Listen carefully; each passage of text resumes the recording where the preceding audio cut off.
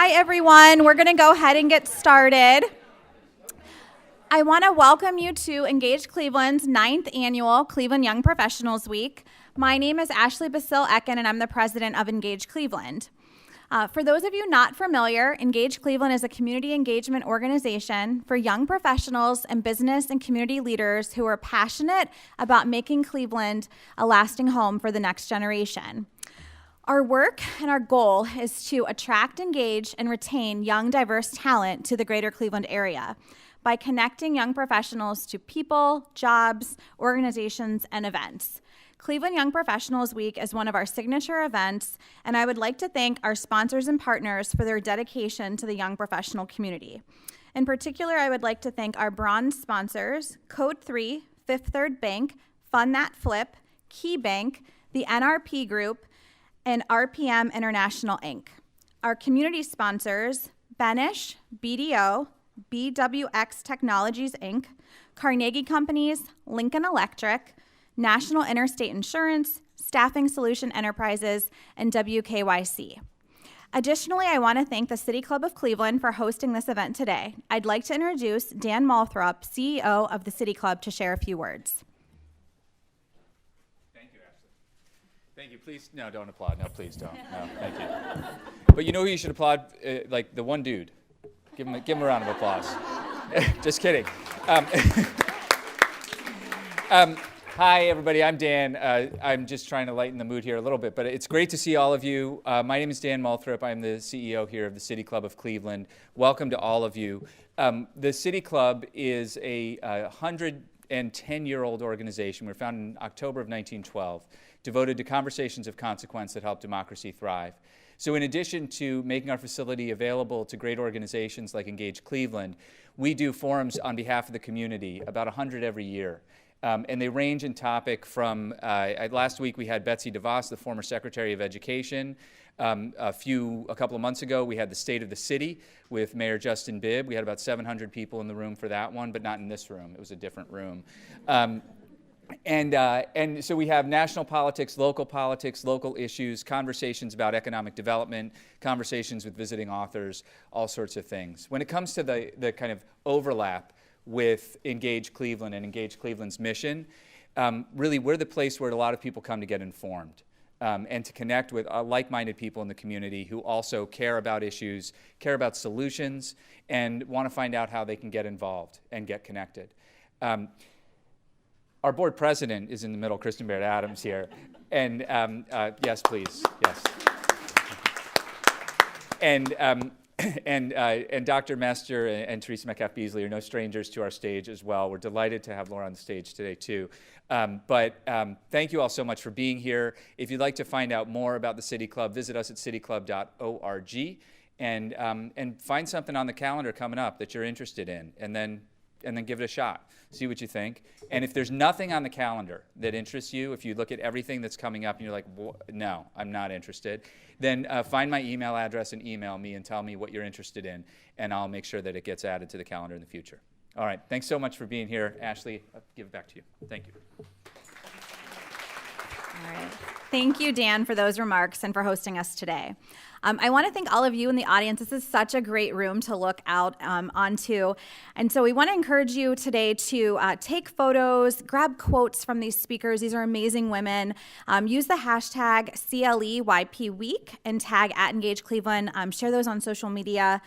I now want to take a moment to introduce Sue-Ann Naso, who's the president of Staffing Solutions Enterprises and the secretary of Engage Cleveland's board of directors, to introduce our very talented panelist and moderator.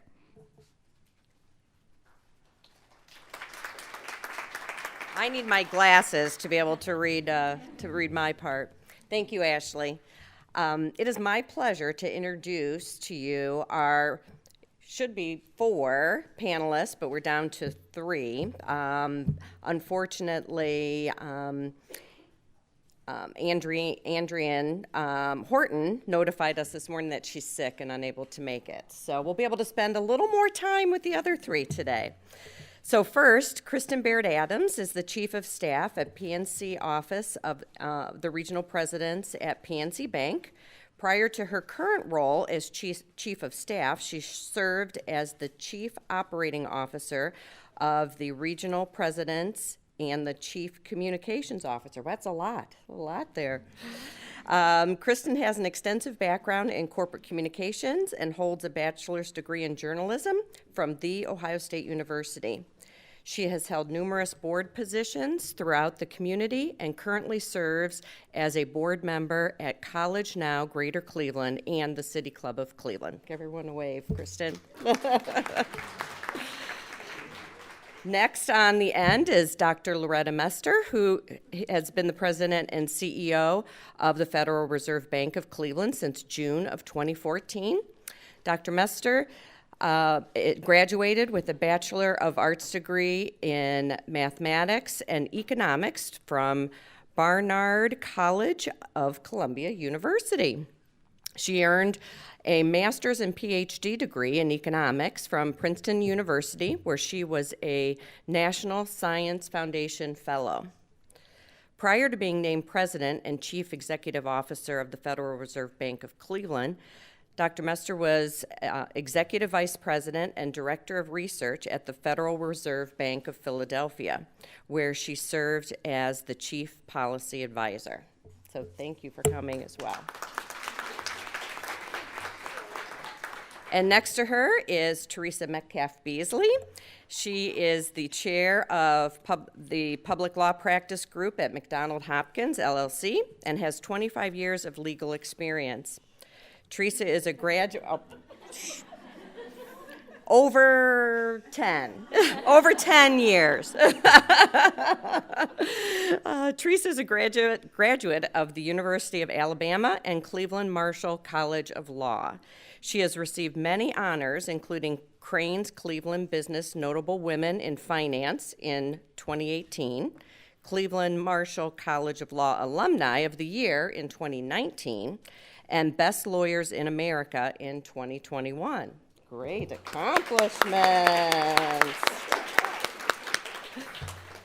And then we have moderating today's panel is Laura Queso, an Emmy Award-winning journalist with a passion for telling stories that matter most. She is an evening anchor at WKYC's 3 News at 6 and What's Next at 11. She has also been honored with several awards at local and state levels throughout her career. So I will turn it over to Laura. Thank you. Thank you all. Welcome, everyone. Thank you so much for being here. I feel so honored to be up here with 3 of you. It's amazing. Thank you. Okay, let's get right to it because we're on a timeline. I know a lot about a deadline. Okay, before we dive in, we've heard a little bit about some of you, or all of you, I should say, your prominent roles in our community. Can we get started by having each of you introduce yourself once again and tell us a little about your career path and your focus on the current role you have today? So, Kristen, we'll start with you. Sure. Well, first of all, thanks to all of you for joining. Good for you for investing in you and time for yourself to grow and develop. So, bravo. So, my name is Kristen Baird Adams, and I currently serve as you all just heard, is what's called the Chief of Staff of the Office of the Regional President's role at PNC, where I have worked for 17 years as of next month. And I never thought I'd work anywhere for 17 years, but here I am, let alone at a bank with a journalism degree, but again, here I am. So I'll get to my current role briefly in a moment, but I've been with the bank for about, as I said, nearly 20 years. And I've had a variety of roles. I've zigged and zagged around a little bit. Joined PNC by way of an acquisition. I worked for National City Corporation, where I led the corporate communications function there. After many years in journalism, most notably at Crane's Cleveland Business, where I worked as a banking and energy sector reporter. So I've had the opportunity to jump into the corporate world. My current role, in essence, is working with our 53 presidents across the country. We are coast to coast. And we operate in a hyperlocal way. To keep it that way, we do a lot of work behind the scenes to provide strategic counsel, issues management, budgeting, guidance. I also oversee our sponsorship group, where we do naming rights deals across the country, and most proudly and recently, our women's business development efforts across the country. So that's my story, and I think I'm going to hand it to Linda. Yeah, Loretta, you're next. Well, I'm I'm Loretta Mester. I'm the president and CEO of the Federal Reserve Bank of Cleveland. It's part of the Federal Reserve System. And I kind of lucked into it, I'd have to say. It's been a great career. I went from Barnard College, as you heard, not really thinking I would do economics in grad school. I really applied for mathematics, and I just, again, a lucky break. I got two professors at Princeton saying, well, why don't you come here? Because our economics program is really mathematical. You could do economics instead of math, and that's what I ended up doing because of those letters. And did economics, loved it.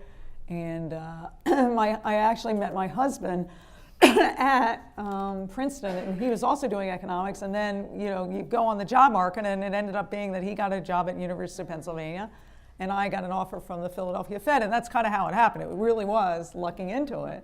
And I've been with the Fed ever since because it's just a varied career. I mean, a lot of people know that the Fed does monetary policy, so we set interest rates to help the economy be strong, but we also, do supervision of banks and certain, financial institutions.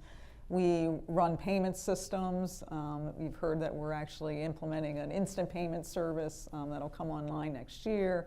The Cleveland Fed does a lot of work with the U.S. Treasury on payments.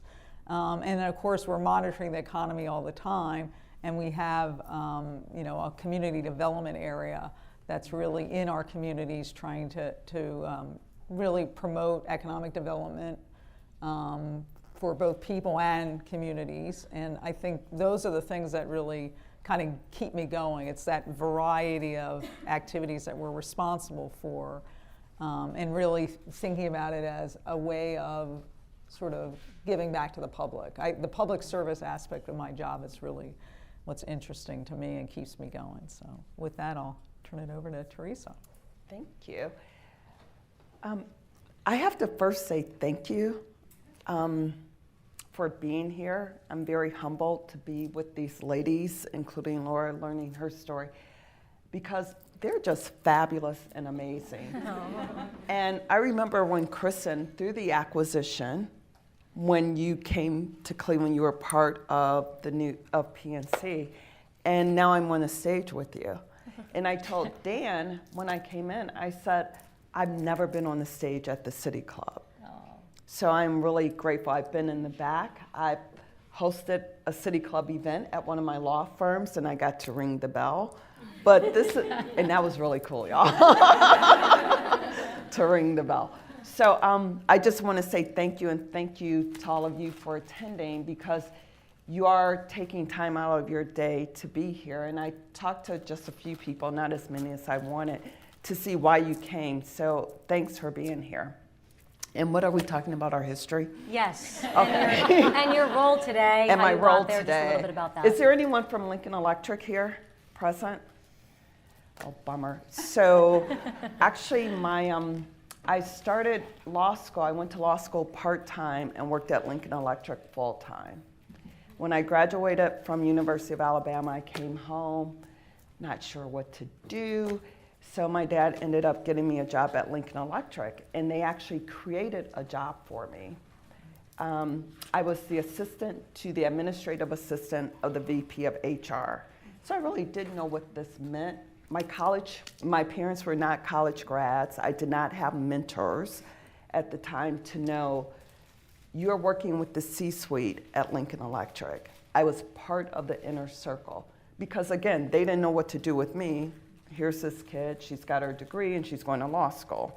And we like her dad, who worked on the shop floor, but I was in the office. So that's where I started. And then one day we hired a new GC. There were only two of us.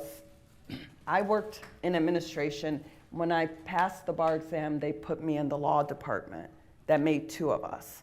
Everything was outside counsel. And I realized I wanted to be outside counsel. I wanted to be the expert that companies called upon. Mm-hmm. So then we hired a new GC, and he gave me the best advice of my career, which some people thought it was offensive. He said, Teresa, you're a young lawyer, and his name is Fred Stuber. I tell this story. He said, you're a young lawyer. He came over from Jones Day. You need training, and I don't have the time to train you. If I was to be successful, that meant find a new job. So I did. I've been at several law firms. I was law director at the City of Cleveland. And from each law firm I learn, and I'm not afraid to take on a new job. As I tell my mentees now, if you don't like your job, it's time to find a new one because you're not doing anyone any good.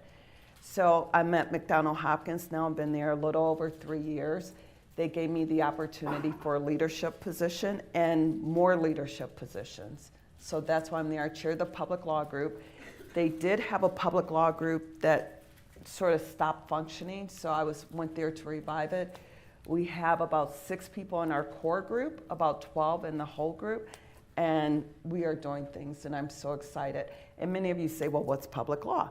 So it's representing governmental entities, it's representing private companies that are working with governmental entities, and also as part of that, I do public finance, which is a bond attorney, which is exciting. I like doing deals. I was trained as a real estate lawyer, and now I have the finance component, and just help create jobs. And that's my passion, to make a difference in communities. And when I can say, I worked on that project, oh, we created 1,600 jobs there, things like that. I represented the City of Cleveland in their negotiations with Sherwin-Williams to keep their headquarters downtown. So that's what public law attorneys do, economic development and public finance. And Amazing. that's how I mean, got you here. three are amazing. Okay, so let's get into some other questions. Cleveland asked the attendees if there are any topics that they would like the panelists to address. This is coming from all of you. A common topic of interest was imposter syndrome and having feelings of inadequacy and self-doubt throughout different points in your career. Have any of you ever felt that? And if so, how did you navigate your way through it? Whomever wants to answer, would any of you like to speak to it? Every day. Every day, all the I time. mean, like, yeah, every day. When don't we? Yeah, Right. Exactly. And what do you mean by that when you say every day? Are there examples or anything you can share about that? Well, you always feel, well, I'm going to speak for myself, I don't know. I always feel like I don't do a good enough job, right? Because you can always learn to do something better, right? So that's okay, right? It's how do you navigate through that? That's the problem. I mean, I think in some sense, we know women put themselves down more than men do. There's a really good research that looks at, what we're trying to do in the Fed and more generally in the economics profession is get more women into it because we're really underrepresented. And one of the things that's very interesting is you take men and women who have declared that they want to, when they first go in as freshmen, I want to do a major in economics. And you look at how they do in the first economics courses that first year. And what you see is men, okay, if they get like a C, that doesn't deter them. They're still going to be economics majors. They're going to keep going. Women, if they get a B, all right, I'm done. I'm not going to do it. And they opt out of doing economics. And that's definitely in all the data. So like we're our own worst enemies. And you just have to understand that. And then you can handle it, right? So you have to know yourself really and sort of understand that there's a lot of things you can do by thinking differently that can help yourself along. So this, I don't think it's anything wrong to say, oh, I could have done a better job doing that. But that just means you should leap to the next thing, right? It shouldn't be, oh, I'll never do that again because I didn't do as well as, no, you just have to do it again because you'll do it better or differently. And it's always like a learning situation. I never feel like there's not more to learn about how to handle things. Yeah, so I'll give you a real specific example from the last couple of years. I think that women in general, sometimes we're our own worst enemy. And so I was approached, the role that I'm currently in, I returned to an area of the bank that I loved, but my chief operating officer role was one that came about somewhat unexpectedly. And when they approached me about the job, I literally thought of 10 reasons why I was going to be bad at it. And I went through them and recited them to myself and to what I didn't realize, soon to become my next boss and my husband. And my husband finally pulled me aside. He goes, listen to yourself. You have given yourself every reason as to why you can't do it. So I think it's human nature for a lot of women to do that. And you just need to stop. And I'm not giving myself or taking my own advice, but I'm going to be 53 next week, and if any of you figure out how to do that successfully, let us know, because we could certainly use the guidance, that's for sure. And so when I saw the question, when I read it, I actually looked up what does the term imposter syndrome, and it talked about high achieving women. Yes. And for me, when I say I experience it daily, I would say on each deal I do, because usually I'm the only female, or there are a few of us, and sometimes the men aren't very kind to me and respectful. So how I deal with it, I will call my colleague, okay, this is what I'm thinking, am I missing something? And she confirms, no, you're right. I said, okay, because that's what I said, and there was like this big pregnant pause as to what I said. And I just did a deal, all men, all white men in particular, and me. So I do experience it a lot, and then I'll have another deal where everyone's just listening for whatever I say, because I'm telling them what to do. So we experience it all the time, Laura. And it's just, you got to build up that self-confidence and find out a way, as your husband told you, and I have a colleague I can bounce things off of to make sure I'm not missing something or totally like, Right. because I'm like, duh, did they really say that? Yes, But you did. it's just building up that confidence when you're across the table or virtually or on the phone. But Laura, can we throw that question to you too? Yeah. Because oh my gosh, I'm not worthy. Yeah, I felt it a lot in my career. So when my first job was in Elmira, New York. I was just out of college. I was working overnight, so I went in at midnight. I wrote the show, and then I anchored it. I had no idea what I was doing. I doubted myself every day. I made so many mistakes on the air. I thought that I was going to be fired. And I didn't know after that if I wanted to continue in this business. But I was picked up, went to Florida. Anyway, made my way to Cleveland. I still feel that. I still doubt myself often. And people are like, no, you don't. You're so confident on the air. It's like, no, I have my own struggles. You know, when the camera comes on and the lights come on, it's like, okay, go, 3, 2, 1. But, I'm dealing with my own things or certain things that men, I had a boss once. I'll just share this little tidbit. He said to me, he pulled me in a conference room and he said, you look really good on a close-up shot. You don't look as good on a wide shot. And I thought to myself, I think I was like 23. And now I'd be like, excuse me? What? Like, how dare you? I think I found my voice. And at the time I was so young and he was this older guy and I just said, okay. And I remember I went home and I cried and I cried. And I think it takes time to kind of build up that self-confidence like you're saying, but there's always some doubt there. Yeah. And it's okay, I think, to have that self-doubt. It's natural. Yes, I think so too. And just men display it a different way. That's right. So it's not a negative, it's just how you deal with it. And And don't move beat yourself up because you have self-doubt and That's add it to right. the list of Exactly. things Yeah. to beat yourself up about. That's not a good thing. And I think in time you learn how to deal with it. Now I would deal with it so differently. Right, and it makes you stronger. Yeah, I mean, because a you're lot going of to learn times, more. right, you find out, like, if you think back to those situations, like, at the time, it was like the biggest thing, it's like, oh my God.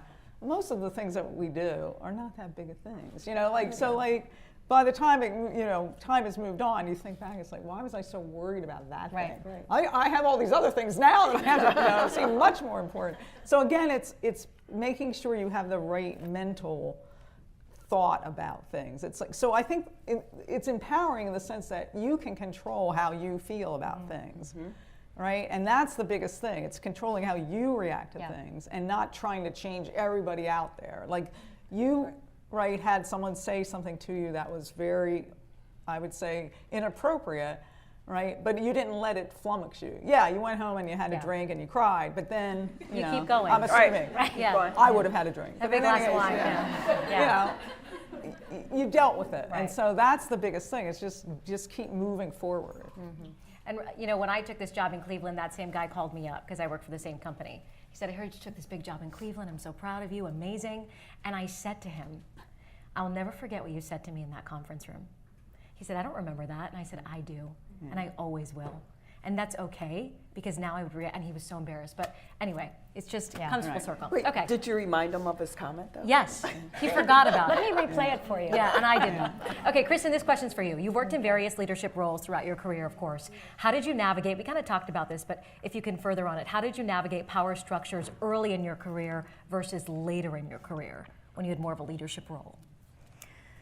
So my first corporate role was actually at First Energy in Akron, and I entered in a kind of a mid-level PR role, and that's where I first cut my teeth on crisis communications, crisis engagement, the blackout that some of you are probably too young to remember, but back in 2003, I think the eastern half of the country was without power, and that power outage started on First Energy's system.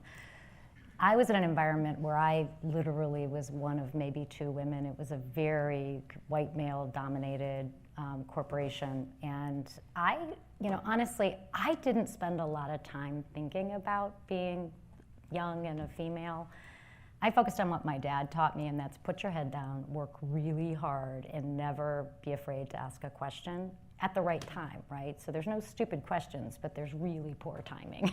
I think you have to be careful. So, I was there for about 7 years and did a lot of speech writing and crisis work in a supporting cast role, and then went over to National City, and I thought, it'll be calm. What could go wrong at a bank? And that's when the financial crisis hit.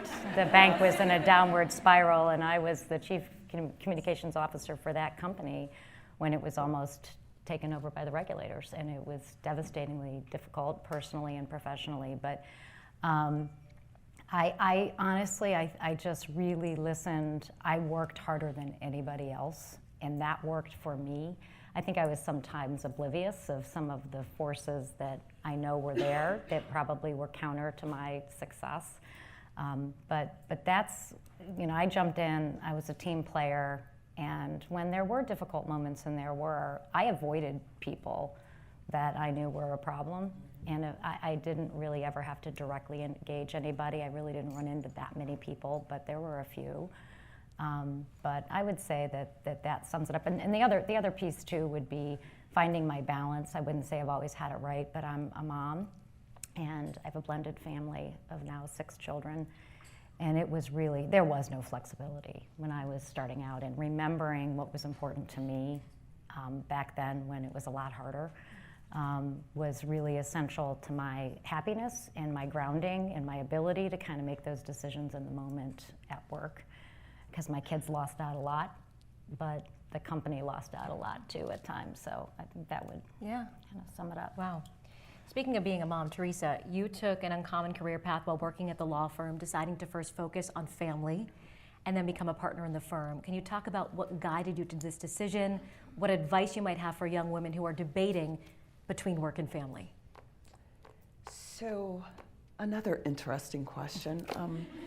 I wish I wrote them. I didn't write them, but they are good.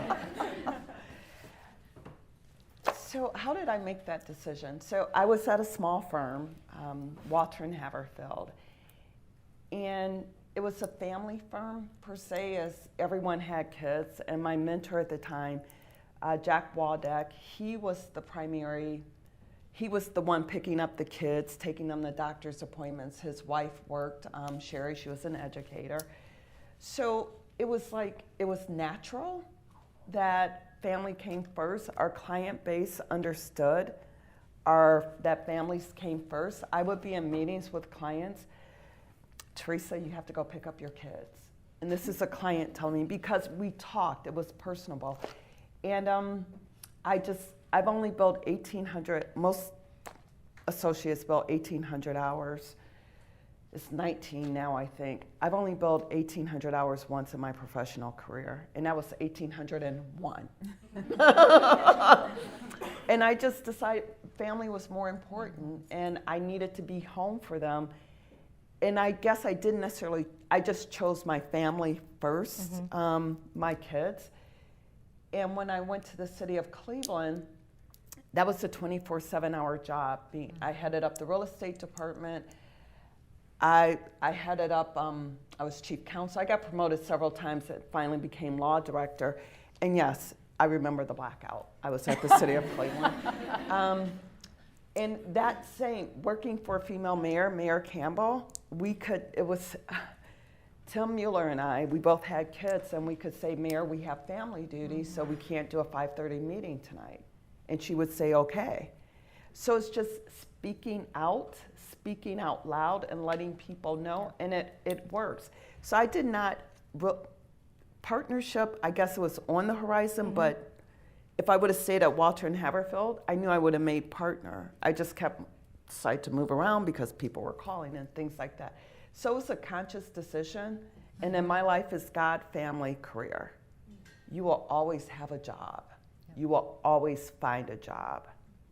Your family, and there are times I missed with my kids, but even like when they were in middle and high school, their games were on my calendars. Yep. That was my schedule.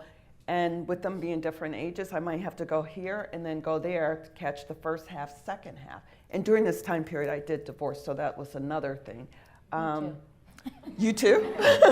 So it's just what's important to you. And my kids are 23 and 25 right now, and we are closer than ever at this point in our lives. So it was conscious, and I don't regret it. And you have to find that firm, that job that fits you, not you fitting them. That's right. So that's part of when you're interviewing, talk to other people than just talk to the workers. Talk to whatever position is, but talk to others. And how do they balance family? Because you should be able to do both. And one quick other note. So I was also named Crane's Women of Note one year. And I was also on the Cleveland Foundation board. So there was a panel presentation. It was like a half-day seminar and then the awards ceremony that after for lunch. So there was a panel presentation of journalists, and Connie Schultz was one of the journalists. And someone asked her about the balance question. And she said, there's no such thing as balance between family and work. And I heard her. I was the next panel with my kids interviewing me. Okay? So the first thing I said, Connie, I respect you. We all know Connie Schultz. She's amazing. I said, but I think there is a balance, and you choose the balance. And I said, today, sitting up here in front of like 500 people with my girls interviewing me, that's the balance.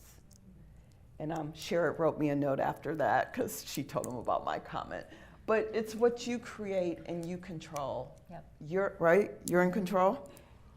To the extent that you can. To the extent Yeah, you can. you can. And the more you develop in your careers, the more you'll be able to gain that It's a lot control. easier to do now than it was. Yes.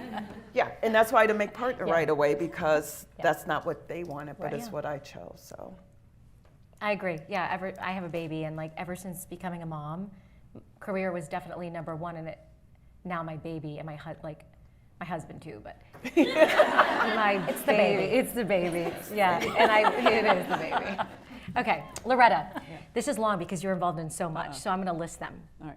You're a trustee of the Cleveland Clinic, a trustee of the Cleveland Orchestra, a director of the Council for Economic Education, and founding director of the Financial Intermediation Research Society, and that's just to name a few. Insane. Joining boards and foundations can often feel overwhelming. How did you go about navigating those opportunities, and how have you continued to balance them within your career? Yeah, that's a good question. So I wanted to be part of the community. When I first got to Cleveland, it was really important for me to sort of establish myself here. Sure. And the job of being, Federal Reserve president, you really have to know what's going on in your region. I mean, that's part and parcel of being able to be a good Fed president, is to understand what's happening in the economy, but also the people in the region. So I knew I wanted to do some board work. And of course, there were restrictions on which positions you can get. So that was great, because I could turn down a lot of things and just say, well, not allowed to do that. And then it was really being strategic. So like the Cleveland Clinic is a major institution in Cleveland, and also regionally and even the world, right? Knowing they're a big employer, that was going to help me be a better Fed president. So there were synergies there, and hopefully I could help them explain more of the macro economy that they're operating in. The orchestra is just something, I'm a very big fan of the opera and of classical music. And again, a very renowned institution, right, understanding the arts part of the economy was going to be important as well. It's not just about, manufacturing, it's about the great diversity in our economy. So again, it's and then of course economic education is something near and dear to my heart, and I think we're doing really good work within the Federal Reserve System to promote financial literacy and working with other institutions. I know PNC is doing a lot of work on that as well. So it's really being strategic about which assignments you take on. And my rule is I never want to take on a board position that I don't feel I can give my all to, because that doesn't help them and it doesn't help me either. I always, again, feeling inadequate, right? That's another way of feeling inadequate. You take on too much and then you can't really perform well. So that was kind of how I approached it. And just recently I turned one down because I just didn't feel I could add something else to and you have to be able to say no. Even though it hurts you, because you feel like, wow, I wish I could do that. It's really interesting, but you've got to just put a limit on what you can take on. It's amazing that you three women have come to a point where you can say no because people are like clawing at you to represent, and that's amazing. All right, Teresa, working in a male-dominated industry certainly has its challenges, but recently more and more women have been breaking the glass ceiling. Tell us about what you are seeing and how you did it. So first of all, I'm not broken the glass ceiling. I'm, I guess, creating my own ceiling, I guess. and it's a male-dominated, and I would say it's a white male-dominated area. The practice of law still remains. I continue to use it to my advantage when I'm the only one. I'm a double minority, so I work a room. People know me when I come in. They know me when I leave. Confidence, not shy. And there's still so much I want to do and so much we have to do. And when I look at someone who's broken the glass ceiling, I would say April Miller Boyce. And are any of you familiar with her? Any lawyers in the room? Okay, so April Miller Boyce, she was partner in charge at Thompson Hine of their Cleveland office. City Club board member. City Club board member. Recently, she was the EVP, General Counsel for Eaton. So for Eaton, which is amazing for a person of color to hold that role. And now she's the new EVP, General Counsel for Intel. That lady is amazing. Personal friend, but she's EVP, General Counsel of these publicly traded companies. It's just, but she set her mind on what she wanted to do early in her career, and she made it happen. I'm a little bit like you. Things just are happening to me. Now that I'm at my firm, I've been clear to articulate where I want to be next in leadership roles. I'm not shy about that. Actually, I had two different meetings yesterday to give them my short-term and long-term goals. And I'm pretty clear, it's not a possibility, this is my expectation. I give you what you want, this is what I want, and I know I'm more than capable, and I know I'm qualified, probably overqualified and more qualified than some of the other people that you might be or were considering. So I haven't broken the glass ceiling, and it does keep moving as we go along as well. So I'm still a work in progress on that one. Loretta, what do you think is the most significant barrier to female leadership? Oh, wow, that's a good one. We're in this very interesting period where, we've come pretty far, and there's some people who think, well, we're done. And yet, right, we know that we're not totally there, right? We're not being paid the same. I was looking some stuff up for something else I was doing, and do you realize when a woman on their own could first get a credit card? Do you know when that was? Right? It's like 1974. Okay, so that's in my lifetime. And like thinking about that and thinking about the time. So I think there's a danger that people think, oh, well, that's all done. We did that, equality. And yet we know that there's a lot of places where it isn't equal, and sort of making sure that people realize, right, we do have further to go, and we want to make sure that we're not going to take some steps back, right? And I think that's the danger right now. What I've been trying to focus in on is, each of us can have our personal story about, things that happen to us individually. right? But I think what we need to do is make sure that the systems, right? So my firm, right, I got to make sure that the Federal Reserve Bank of Cleveland and more broadly the system doesn't have systematic biases against, either minorities or women, and sort of what can I do to make sure that we are, always like looking at the market data about salaries and not just saying, oh, you got paid this at your last job, so we'll give you a % over that, right? There's lots of things systematically we can do that can try to make it a much more equitable environment and giving everyone the opportunity to move ahead. And different people will move ahead and some people won't. But that's okay. It's really making sure that everyone has that opportunity to do their thing and to contribute. And I think that's what I'm focusing on this stage of my career, is making sure that there isn't systematic things going on that to the detriment of women and other minority groups, making sure that we're all really have the same opportunity. And that's kind of how I'm approaching it. But I think complacency, if I had to put one word about it's complacency. Yeah. We're not done yet. We are not. All right, Kristen, many things are changing, of course, as we transition from the pandemic. How do you think things are changing for women when it comes to remote work? How can young women ensure their supervisors see their progress when they're working virtually? Well, it's a real struggle, opportunity and struggle. So I know for many of you, your organizations are probably either might just be getting back or beginning to get back full-time, whatever that means.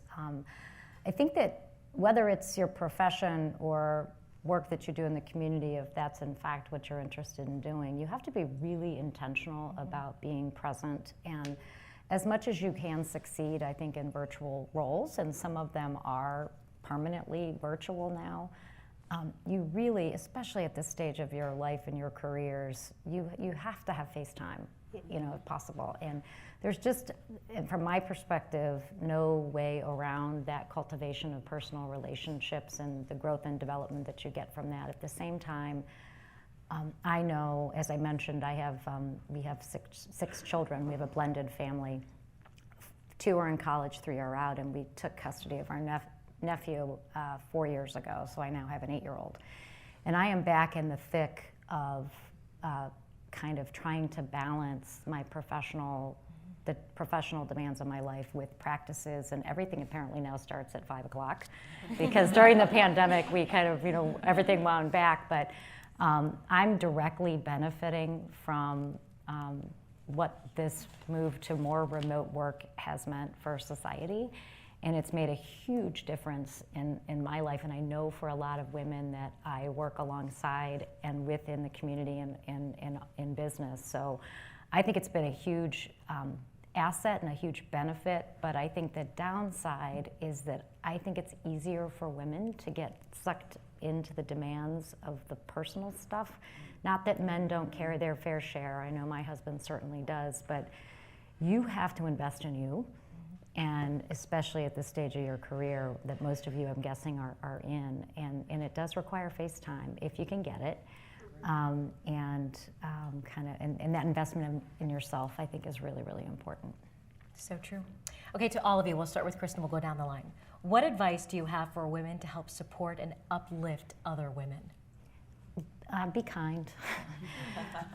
Be compassionate, be empathetic. I personally try to invest a lot of time with other women in my own company and in the community at all levels of the organization. And I think that we're all struggling with something. We're either looking for that next step in our career. Chelsea, you know this. We spend time together. But I just think give of yourself and know that everybody's struggling with something. It might be something professional they're trying to attain, or there might be something happening in their personal life. And if you haven't hit something yet, you will. It's just life. So I would say kindness, empathy, and giving of your time, because that's how others learn and grow. And it's easy to try to get too busy to think you don't have the time for it. Make it. That's what I've tried to do. I'm not sure how much I have to add to that, because it's true. It's taking that call. It's being collaborative. It's supporting one another. It's being kind. Right. And if you help someone, they will help you. Yep. It's hand in hand. So I echo you, and I won't take up much more airtime. Yeah, I would say, I would second all what was said up here. I would say also listen. Don't assume, because I think, you know, a lot of times we kind of get into the mindset that everyone's the same. Everyone's different. Yep. Right? It's just because you're a woman doesn't mean you're not different from another woman. I mean, like, we do have some common experiences, but a lot of it is, you know, individual. And celebrate successes. I mean, it's so much of our lives there's so many bad things happening, right? And a lot of times we're at work, you know, we hear a lot about the things that we didn't do well, right? But we often don't hear or give feedback on the positives. And that's one thing I'm trying to do, is to try to make sure that I'm always, you know, being constructive, of course, but also when something goes well, making sure that you relate that and celebrate it and be part of that happy situation too. And I think that is very supportive, because a lot of people don't hear that in a lot of parts of their lives. So I think that's something I would underline as being important. And if I could add, don't judge. Oh, yes. And from listening, because you don't know what is going on in someone's personal life or professional life. That's right. So, and it's easy for all of us to judge and be just, you know what I mean. So I'd say take the time and maybe say, I'm here if you need to talk. And if you don't, okay, fine. But don't judge, because we just don't know. And just one other comment. You know, all of us in this last couple of years hopefully have really learned a lot about the broader topic of diversity, equity, and inclusion. And this last couple of years, for the first time, I sat down with some of my Black colleagues who I've known for years, and we had the most candid, raw discussions about their life experience in the company we work for, who I would like to think tries to stay focused at doing that work right, but also just out in the world. So I think this notion of not only are people all going through something, everybody has their own struggles, but our collective experiences, they're also different. And really taking the time to understand and learn about different cultures, different religions, just take the time to do it. One, it's fascinating. And two, you know, you might learn about what you're doing particularly well, and you may be wildly off course in a way that you never knew. And I think to be successful long term, wherever you are, I think that's going to be really critically important for everybody. And those conversations are really important, because you might, I know we've had this experience in the bank, you know, we think we're making a lot of progress, and we are, by every measurement you can measure. And then we recently had a new program, and there were really these very good, tough conversations, and you find out, wow, you know, you thought you had done a lot better than, there's still a lot more work that you need to do. And so that it kind of hurts, because you're thinking like, wow, I didn't realize that this is the experience they're having. And then as soon as you can process that, and then it's like, okay, what are we going to actually do to try to improve the situation? And so again, always think about moving forward, not getting mired down in the problems, understanding the problems, but then always think about, like, well, we can solve this. Let's think about what the best steps forward are, and always keep moving. When you get out of the airport in Philly, when you get out of the one terminal, there's a sign that says, and it's these electronic doors. And I actually have a picture of them on my phone the last time I was there, because I loved it. It said, keep moving forward, don't move back. And it was like, because, you know, it's this automatic thing. And I'm like, yeah, that's exactly like life, you know, like keep moving forward, don't turn back. And it's like, okay. And if I can just add, you know, I think that as women, we need to build each other up. My industry's super competitive, I'm sure all of yours are, but I've been with so many women who tear other women down in front of me, and I hear it even the other night from someone else. And I did look at her and I said, gosh, I hate when other women tear other women down. Yeah. I hate it. And she kind of looked at me like, oh, because I think she expected me to engage with her and dive in, and I just wasn't going to do that. And I have felt I have felt competitive with other women at points in my career. You're always worried, like, is she going to get the job? Is she going to take my job? There's so much there, because there is a competition side, but I've always done my best to build each other up. And in my role now, my boss said to me, it doesn't go unnoticed that everybody's coming by your desk and everybody talks to you and confides in you. And I was like, oh, really? But then I thought, yeah, because I want this producer to excel. I want this young, like, why wouldn't I? All the interns, I go by their desk and I said, do you want to get on the desk and do an anchor read? They're like, no one's ever asked. And I'm like, okay, oh, that's tomorrow. I have one tomorrow. So Wednesday at 1:30, we're gonna get on the desk and we're gonna do it. She was like, really? You know, and I want to build her up. Right. And I think if we can support women, you will get noticed, and I promise you, you'll get further that way than tearing them down. Anyway, my 2 cents. To all, how have you built confidence and a resiliency over the course of your career? And we'll start with Loretta and come this way. I mean, really just, I always tell people, just really learn your job well, or learn your field well, because people will come to you if you know something, right? So even if they're individually, like they may prefer to go to a man than a woman, if you're the person who knows the stuff, they're gonna come to you because they want their job to be good. So the first thing is just make sure you work to learn your career, learn your position, learn what you can add to the conversation. And that, I think that's like the baseline for being resilient. And then, always sort of be, like when I was at the Philadelphia Fed, I had no idea I was going to stay in the Fed, right? So I was always, looking at publishing my work, because that's how you can move from job to job. So you always have to think about, okay, if this doesn't work out here, where can I go? And making sure that you're capable of sort of transitioning. Give yourself flexibility. And that gives you an insurance and can build up your confidence, because okay, if something doesn't turn out here the way I like it, I'm marketable. I can go to the next position. I have that flexibility. And those are the 2 things I would suggest. And I agree with technical skills. If you don't have the technical skills, that's the first step through the entire process. And resilience.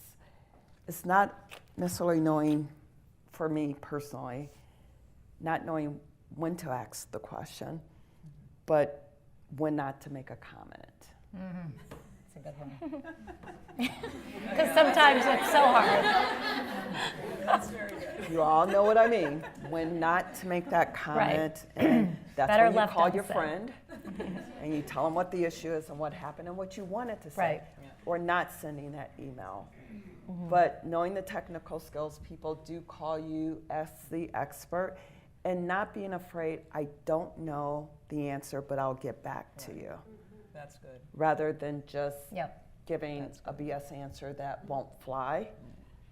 But I think you're smarter to say, let me look into that and I'll get back to you. Yep. I would agree wholeheartedly with what these 2 wonderful ladies said, and that I would add that holding on to your values and what makes you you, staying true to who you are, for me has been the thing that's brought strength when I felt like I didn't have it.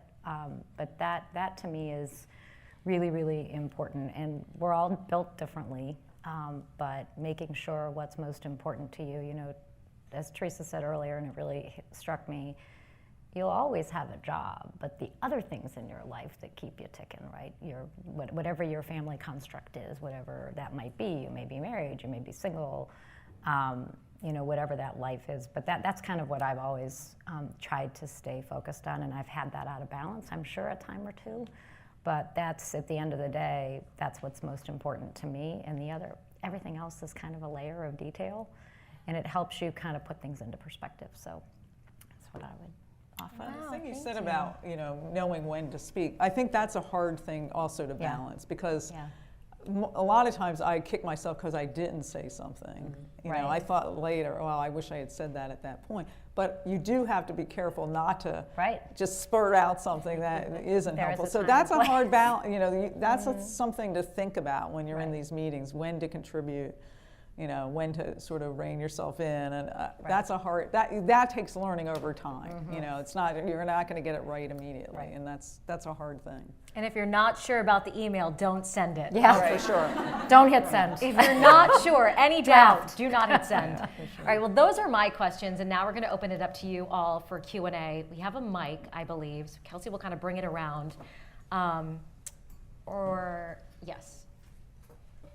So, Can I okay. give one comment Of while course, we're doing please that? do. Thank you.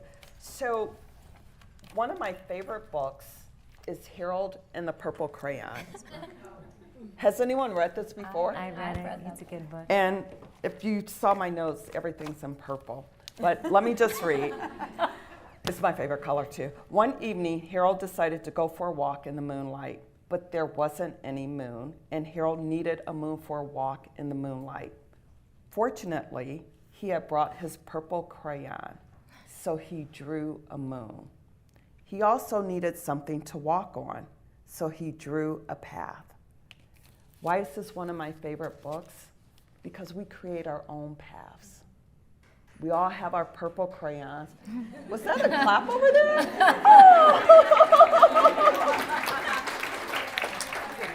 We create our own paths. We can create our own paths.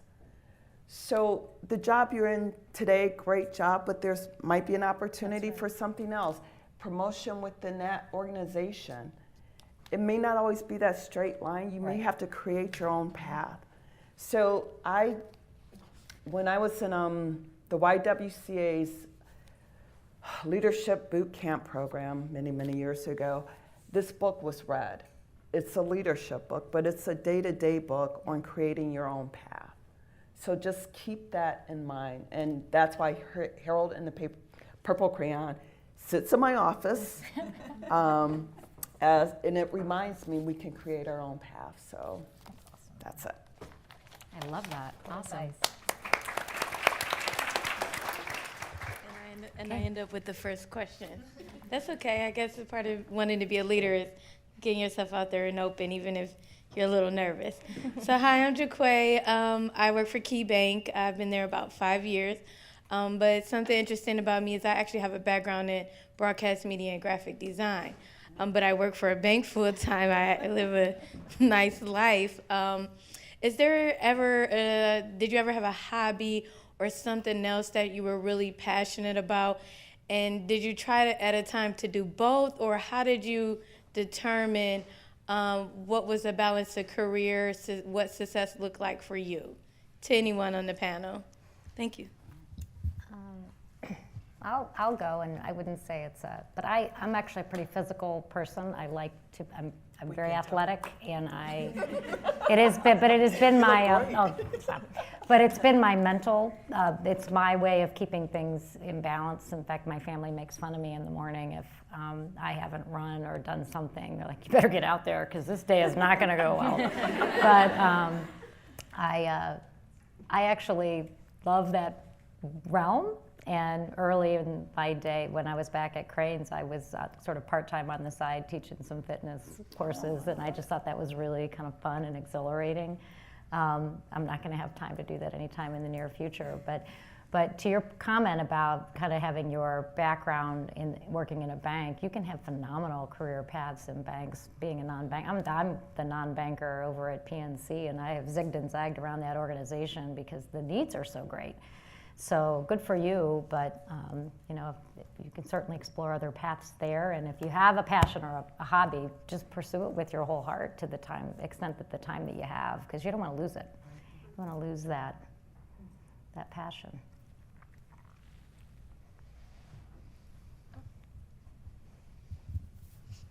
Hi, my name is Allie. I work at Playhouse Square.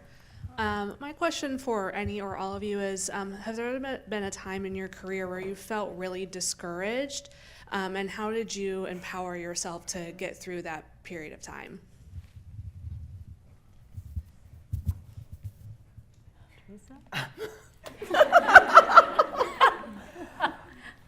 It's probably not the answer you want to hear, but it's my truth. But yes, I have oftentimes.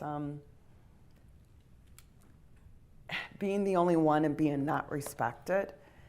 So improving on those technical skills, using my voice at the table, because when you are invited to sit at the table, you're expected to use your voice at the table at the right time, correct? But in short, I've switched jobs. Yeah. When I wasn't happy, and I would say, okay, put it out in the universe, it's time to find someone who values me and respects me and what I bring to the table.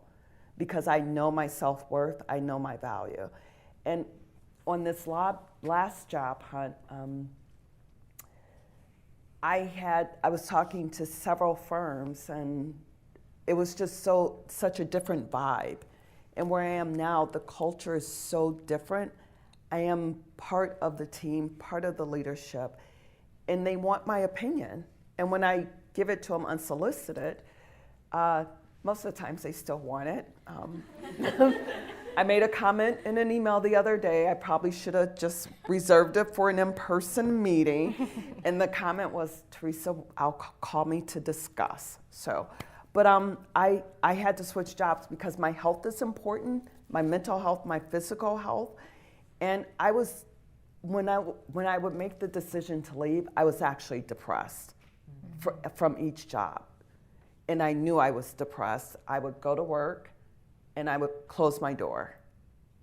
And it was just me and my admin. I had no friends. The women didn't support me. They badmouthed me. So I took it, I would leave because I knew what I brought to the market into another law firm. So again, that might not be what you want to hear at this point in your careers, but make sure you're with the company that does value you and respect you. I would add to that, make sure you're doing work that you value. Yeah. Yes. Right, because that gets you through. So we've all had, like, we didn't get the promotion or whatever, but then it was like, well, that's okay. I'm going to continue doing this because it really is something I'm very interested in. I was a research economist. I was writing really, papers that I was interested in. I was sending them to journals, and, you get disappointed at journals lots of times. They'll send back and they'll give you, well, we can't publish this, or they'll send you back, we'll publish it, but you have to do a million things that are, like, hard to do.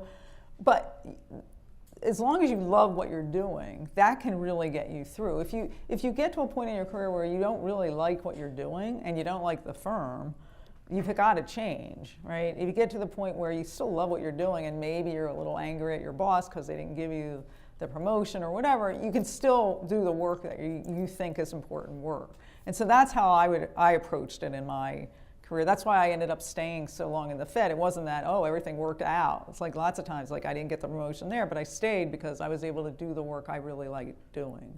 And so that's something I think, think about before you opt out. Is there other things you can do that really resonate with you and make you happy, even if the firm did something that you didn't quite agree with.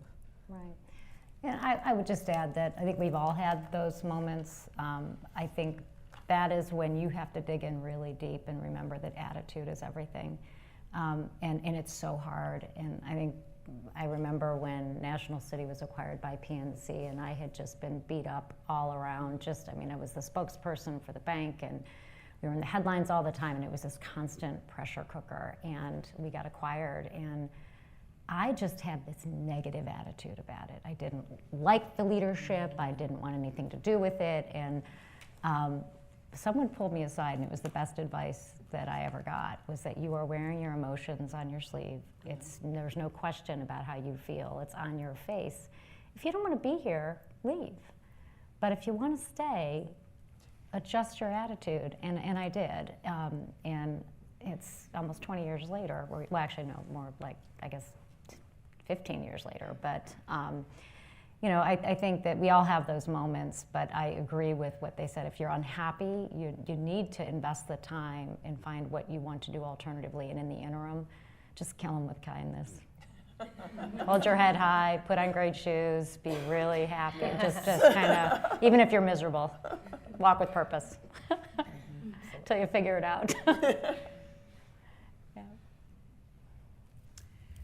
Hi, my name is Jeanette, and I I'm still getting my title together. I'm new to Boswick Design Partnership. I am the Human Resources Administrator / Business Manager. And I just wanted to just kind of piggyback on what you all mentioned about building one another up and being positive, towards one another. Because I just recently worked for a company. I was there for a year, and I was told that it must be hard for you to come here and you're an extrovert and to work with all these introverts.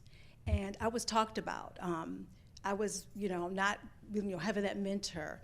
I didn't have that, trying to, come into a place and, bring who you are, your personality, and just treat one another with kindness and respect. And where I'm at now, I have that, and I'm happy to say I can bring all my skills and my customer service, and I'm sorry, I'm getting emotional, but I'm very thankful, so. Well, but good thank you for for you. sharing. Good for you for making the change. Yep. Thank you. Absolutely. 100%.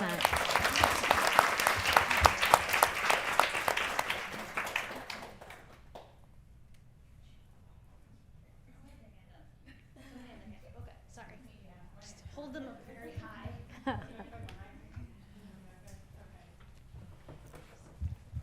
Hi, everybody. I'm Melissa. I am with the Cuyahoga County Board of DD, and I made a change with my career too. And the biggest thing, and I've been here for about a little over a year and a half, and it is a blessing in disguise. It was one of those things you put out in the universe, and time didn't take me at that point when, even 3 years ago, where I'm like, I need to get out of here. And one of those reasons why is because I could not be myself. And my question to all of you is, in a world of, now we're talking about diversity, inclusion, be yourself, be happy, dress how you want, do your hair as you want, this and that. What is something unique that you do every day that stays unique? Because women are generally, you have to dress a certain way, talk a certain way, look a certain way. There's so many molds that you have to stay in. And yes, to an extent, when you come to work, you have to look nice and held together, but women sometimes are really like, you have to be on point all the time, especially if you're on the air and such. Like you said, you make one mistake. So what is something unique? Is it a sense of humor? Is it a nail polish color or something? Because my father passed away. That's why I'm pointing it out, because I was like, I love the fact that she has bright orange or pink nail polish, and she's a woman of power. So can I answer you? Yes. Are you asking me? So, okay, my dress, my nail polish, my toes are the same color too. So my attitude is I dress my spirit, not my age. Yeah. Dress your spirit, not your age. Right. I can still be a professional lawyer. Our office, everyone's not back in, but when I'm in, I dress appropriately. I'm wearing my heels because I love heels. But you dress your spirit and just make it fit within it probably will fit into wherever you're working. Leggings and jeans, that's not my spirit. I'm fun. And, as I was coming So funny. As I was coming Give her some in wine. today, I'm like, oh my gosh, you've got this bright yellow purse. Your glasses are red. You're in a blue. My color scheme is everywhere. But it's okay because that's how my spirit feels. Yep. So that's my uniqueness, is to dress. And I may be the only one who sees me today, but I feel good. And even when I was in the office today, I just felt myself sitting up straighter when I was at the keyboard because I liked what I wore today. I love that. Well, and my rule is I don't want to work anywhere where I can't wear open-toe heels. I also love heels and where I'm required to wear pantyhose because I hate them. So, but I think that to your question, what I try to do, just because I know it helps teams I've managed and individuals I've worked with over time, is to just get to know people personally.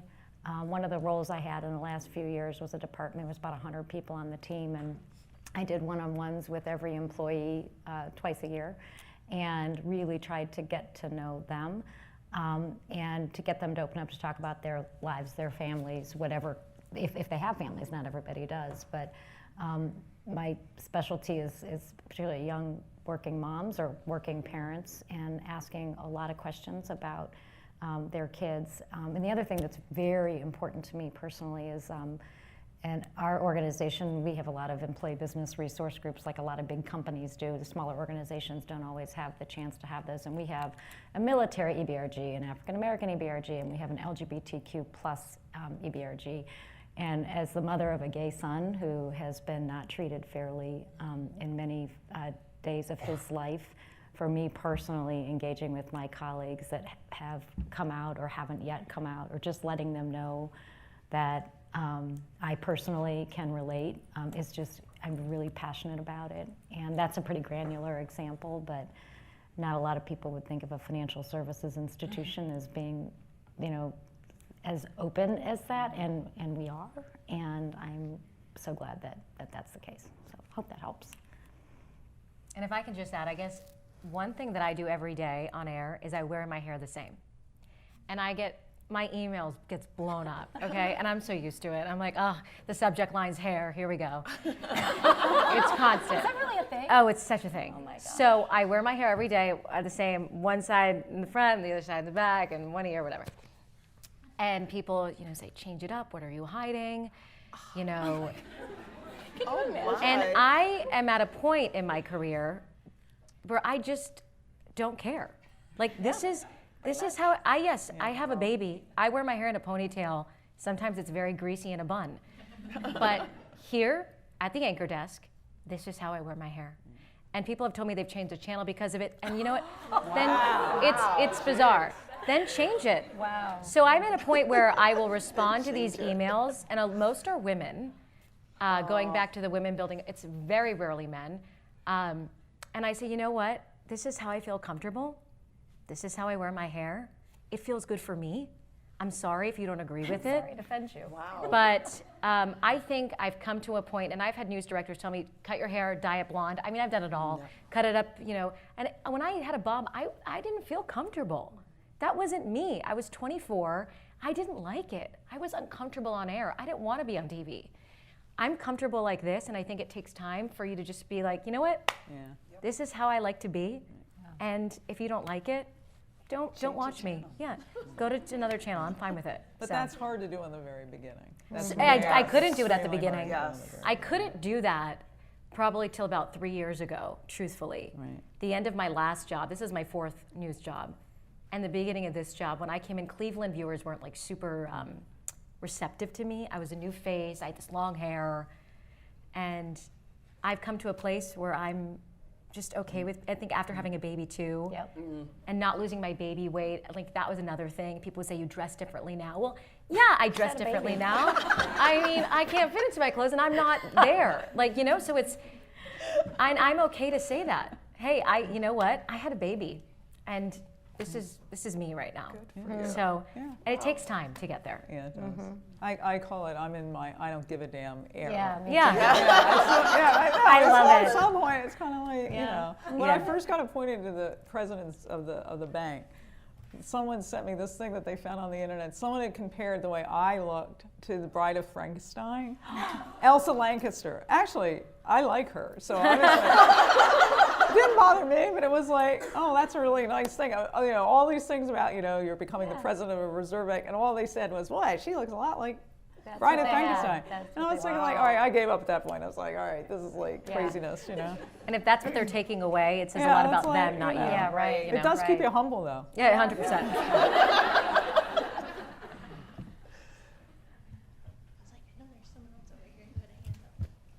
Try to keep it in the same area. Hi, my name is Allie. I'm actually a summer associate at Benesh, so I'm going to be a 3L, so I'm almost done with law school. So I love hearing you. One thing, as I'm starting my career, I was wondering how each of you have started and then cultivated mentorship relationships. I think it's been something really difficult. Like, I see really great people, and I know they could help me, and I know most times they want to help me, but I don't know how to really start that and then continue it. So mentee and mentor, right? So, well, I think for those that I spend time with, pretty much it's if someone reaches out and is looking for guidance and insight, I will do my very best to make that connection. And it's usually pretty informal, but incredibly important to invest that time. And then in terms of mentors that I have relied upon, I mean, there's a handful of people in my career that have been absolutely instrumental. My current boss is one of them, and he's this rough and gruff guy, and he acts like he doesn't have a heart, but he has a heart of gold. You know, I work in this big giant company, and he's the only person that regularly asks me about my 8-year-old. So I think I think if there's someone that you are inspired by, you should absolutely reach out to them, because for the most part, I think people are going to give up their time. It might not be immediately, it might not be able to sit down with you that week, but I would encourage you, even if it's one of us, reach out. But by all means, you know, just because there's nothing to lose in that equation, and then give back on the other end, right? When, I mean, there's plenty, we'll probably learn more from all of you than you're gonna learn from us, so hope that helps. And I would say to continue the dialogue, because the person, they're willing to talk, but you might have to initiate, and just get on their calendar. Yeah. I will always say yes, and I said, but you need to reach out to me so we can get it scheduled. And what one of my mentors taught me, Denise Reading, because I reached out to Denise and said, it was after she presented somewhere, and I said, I'd like to meet with you. And she said, okay, we met. And she said, Teresa, I'm gonna tell you one thing. She told me a lot of things. But I'm taking my time, and I expect you to do what I'm suggesting. Because you will take the time, and people come back, well, did you follow up with this person, that person? And they haven't. Yeah. So what's the point? Yeah. So I think, and that's respectful. And whenever I see Denise now, she's like, what do you need? And one time we got together, I'm like, actually, I'm good. I don't need anything. But I wanted to get to know her better. Right. So, but that's, I think, crucial to follow up, do what they take their recommendations. Yeah. And the other thing is, you can give an update about what's going on in your life to someone without necessarily asking for something, right? Right. That keeps the relationship going. And I can get people doing that I met, 3 years ago. I wouldn't necessarily say we have a close relationship, but I feel like we're communicating in a way that we wouldn't have if they hadn't sort of sent those periodic updates. Right, which I think is important. And I've met with people, don't hear from them. So don't know if they followed through, whatever. So, but I think we're all open. I've only had one person not respond to someone I sent their way. So I just took her off the list going forward. Yep. But yeah, people will respond. Go meet this person, reach out, grab a cup of coffee. So. That's the beauty of Cleveland too. I think it's a big larger city, but it's a friend. I think it's easier to navigate than a lot of larger metropolitan areas. So. Okay, I just want to add one thing. So whoever asked that question, this is the #1 question that Engage Cleveland gets every time we host a women's program. So it's always, whether it's our Next Generation of Women program or this Women in Leadership panel that we do every year, there's always this question about how do I get a mentor? Where do I look? Is it internal? Is it external? And so I want to share that a couple of years ago, this again came up constantly. So we started a mentorship program at Engage Cleveland. So we have a women's only cohort if you're more comfortable with just women, and we have a co-ed cohort.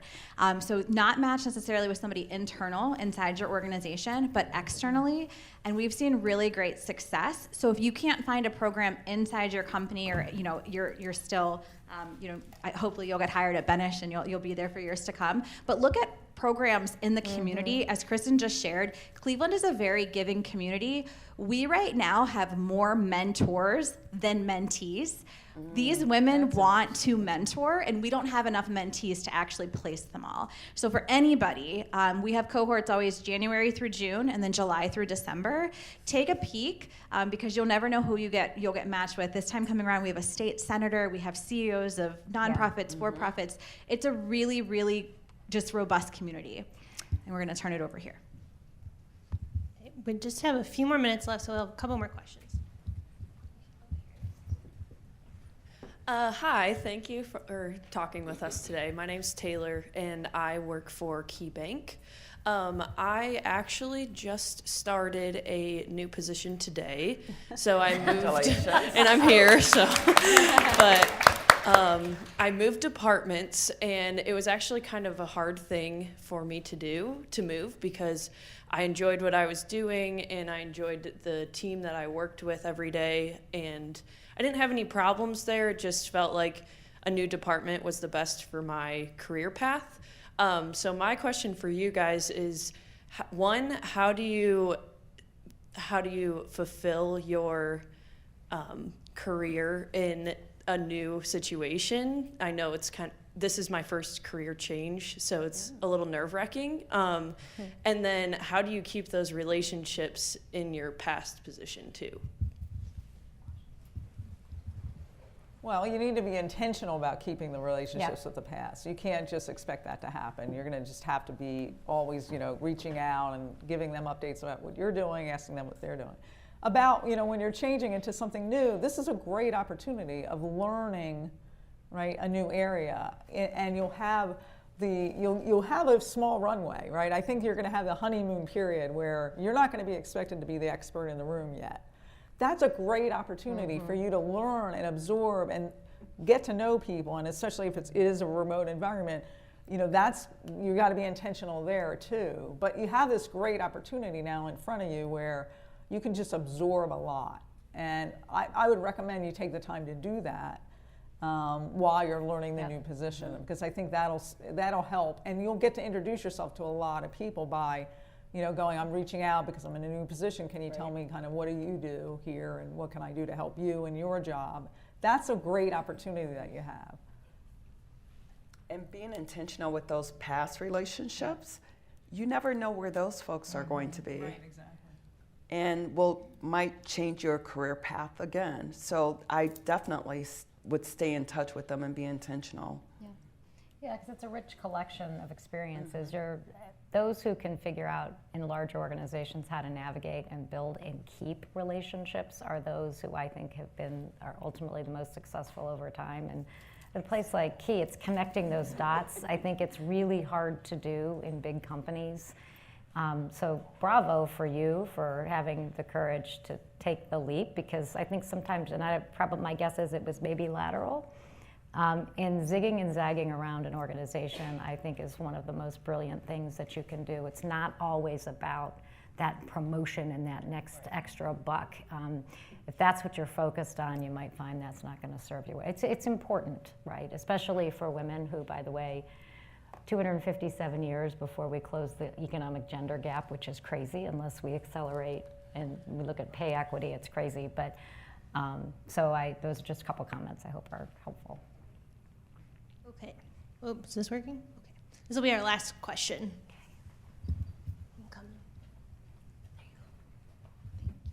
Hi, so my name is Artia, also from KeyBank. So I guess the question I had today, and I actually am bouncing off of another question from the other side, but not so much to focus on appearance. And I know you had made a comment towards this as well, but how long did it take for you to feel comfortable with bringing your authentic self to work? And what I mean by that is sometimes I feel like I go into work and I have to change how I talk. I have to change how I dress, or I know for myself, I like to change my hair up a lot, but I don't want to come in every day with a new hairstyle. So I feel like sometimes I'm holding back. But I guess, like I said, I know you mentioned that you had just recently become a little more comfortable in like not changing your hair or coming to work how you are, but just an idea of how long that actually took for you to feel comfortable since the beginning of your career, I guess. I guess, so I'm 32 now. I like to say I'm 28, but anyway, I do lie on that. It took me a long time. My first job, I was 22, and I totally wasn't myself on air. Or at work. I came in, I was hired as an anchor, and I was like one of the youngest anchors, I think, in the business. And I was like this. Good evening, it was like this. And then when I came to this job at KYC, I work for Channel 3, they wanted people to know me. Who I am as a person, who I am as a mother. I mean, they did like a pregnancy special, and like they want to like see your inside of your house and your husband who sees like, I don't want to be on TV. Like they want to know me, and actually that was really freeing for me because I always felt like I was like this talking head or this like reporter, and it probably took me, probably like 10 years into my career to really feel that way. And I think that's a long time. I don't think most of you will be there. I also think my circumstances are a little weird because people are like watching you on TV, and but now I am me. It's like I anchor the 6 and 11. They're more like harder news, so there's not as much time to like really show your personality. But I often fill in for the 5 and the 7, which are much lighter. And whatever I feel and I say, we could get an email. I'm not totally off the wall, but I am me, and I am who I am. And I have come to a point where if you don't like it, you don't have to, engage in my show, but I think it's so freeing to be yourself. And I think people see that. I think people will connect with you way more if you are you. We have an amazing, I'll just say, you can't always be perfect.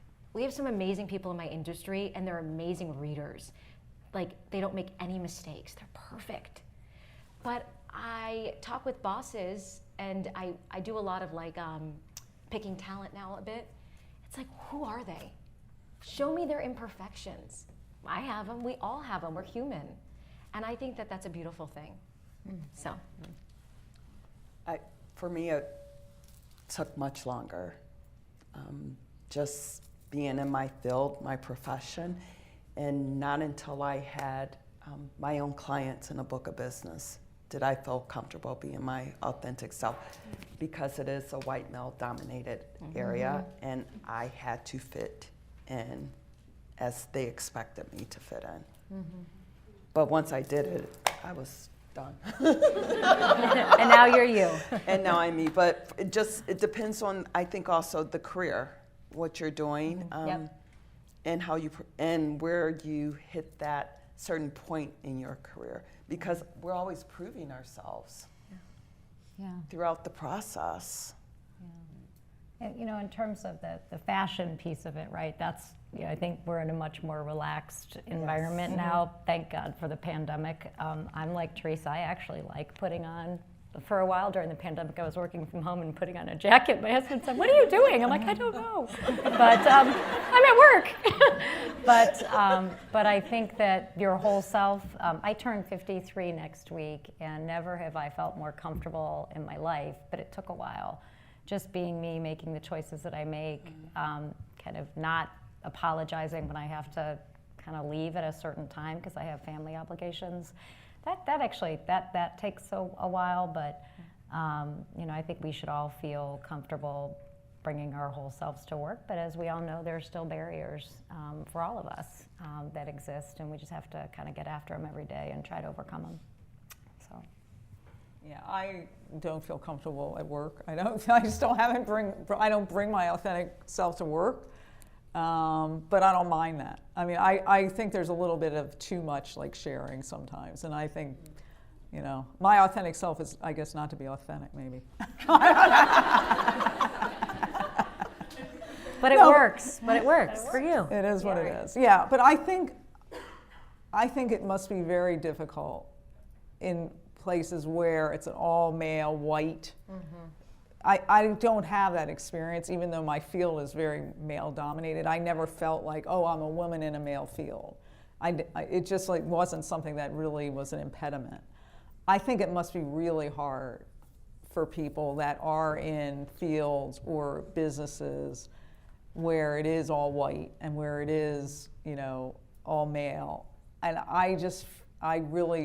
what we need to do in our institutions is make sure that people don't feel they can't bring their authentic self. And that's what my responsibility is in my firm, is to make sure, again, going back to the systemic thing, that we don't have a culture that if people want to come in, with the hair they have and the fingernails they have and whatever and the dresses, they should be able to do that as long as they're presentable and they're doing their work.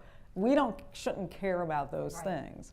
And that's like the goal here. And, I would just urge, if you do feel like there's something wrong in the culture in your institution, let people at the highest levels kind of know that. right? In some institutions, in our institution, we've been doing a lot of good work on this.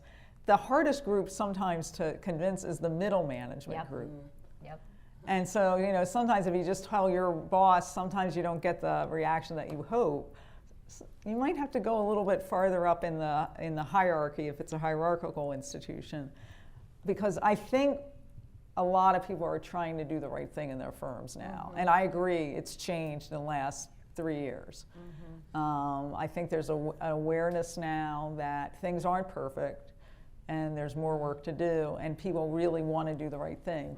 But it's hard sometimes to know, because all of our experiences are different. And so that's why having, you know, if you do have something in your firm where they have like these hard conversations or programs like that, participate, because it really does help the institution move forward and trying to make it better for people. All right. Is this one on? Yes, okay. Can we get another round of applause for our moderator and our panelists? Thank you, guys. Thank you. You guys are incredible. This was fun.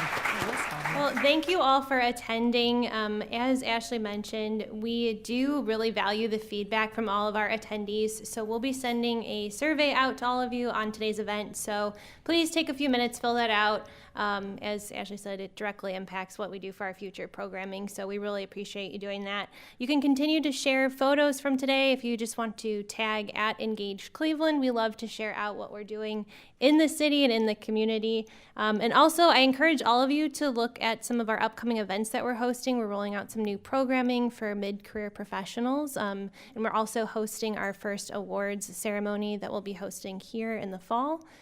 So again, if you need anything from us, we'll be out here. And we'll just give one more quick round of applause for everyone. Thank you for joining us. It was so nice to meet you all. Thank you all. I'm just going to give this to you.